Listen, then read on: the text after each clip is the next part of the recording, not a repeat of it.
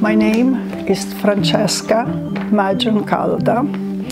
I am a nonna to all my grandchildren, and all the friends and most of the people that know me address me as a nonna.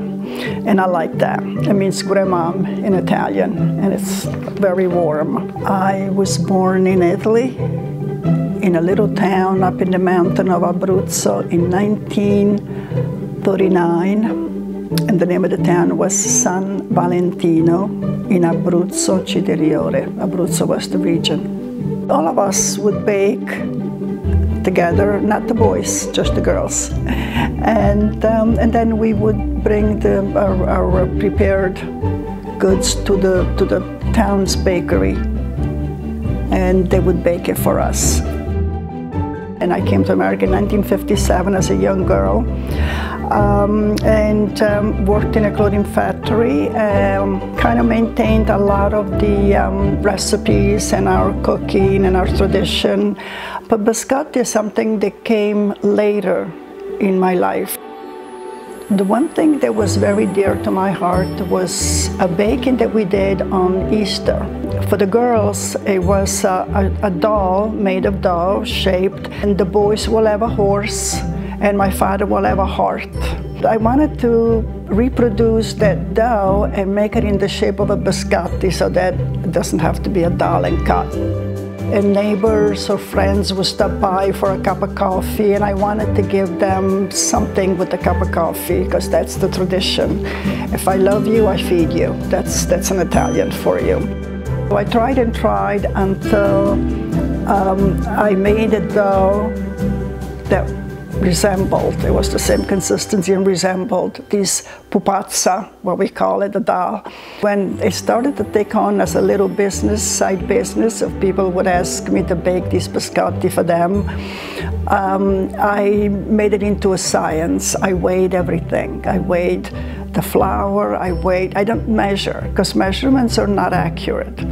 The Italian tradition is you weigh everything. Then I filled the biscotti with all kinds of different flavor. It would be almonds, chocolate chips for children, M&M for the grandchildren in Virginia. I never made it into a big business because it was not my style. I wanted to make this so that people that I know felt good. They took a pound of biscotti, and I knew that they would be happy every morning until they finished those biscotti. That was my whole idea. The big thing is to have it shaped all the same, to make sure that it's the right consistency, not too dry or not too dark or not too pale. And the appearance, it has to please the eyes, the nose, the mouth. It has to be a complex of everything.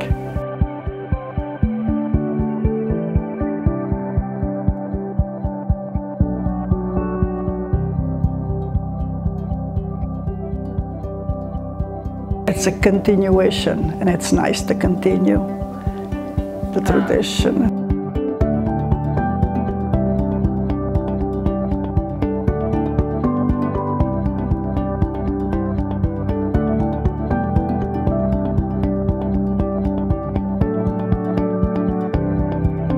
If you do something that people like and need, the profit will follow. Don't do something just for the sake of profit. Do it because you love it, just because you have good sentiment about it. You want to remember your grandmom, you want to remember her humble beginning and how it prepared something for him to bounce off and advance.